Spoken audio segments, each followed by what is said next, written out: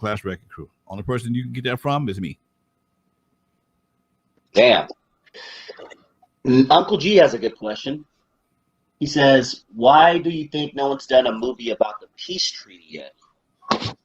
Because they don't want the peace treaty to come into effect, dude. I was a big part of the peace treaty. I know every time something happened, nigga, you was a part of everything. My partner said, Lonzo, you was there when they nailed Jesus on the cross. No, I wasn't there, but I know where he got the nails from. But me and my partner Angelo, my boy Angelo, we still tight to this day. We were a big part of the peace treaty. We worked with Maxine Waters. In fact, my nonprofit, the Lyrical Revolution, was founded in that whole peace treaty situation, thanks to Maxine Waters. The peace treaty, man, was something that I'm gonna say this. That's probably why my number is so low. I'm gonna tell y'all the truth. It's for my numbers. So they didn't want the peace treaty. Peace treaty costs too much money, man. Peace treaty costs too much money. You know how much money? Do you know how much money it costs people is generated from one murder? $1 million for one murder. From the ambulance driver to the coroner to the burial. DA, the county, it costs $1 million is dispersed between the police, coroner, doctors, hospitals,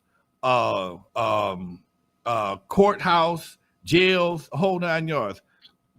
It's big money in crime. In fact, I remember one of my dad's friends, he had a mortuary in Linwood.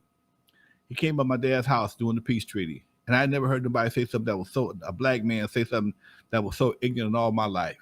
He said, man, this peace treaty about to put me out of business. These niggas ain't killed nobody in damn near 10 days. He said some shit like that. This peace treaty about to put me out of business. These niggas ain't killing nobody in 10 days. It's costing me money. So when you think about that, man, all the funeral homes, the funeral business, at one point in time on the corner of Avalon and Rosecrans, there was a billboard for Harrison Ross, and it said, "Volume keeps our prices low." I remember that shit like I said. I showed it to unknowns. You see that shit, man?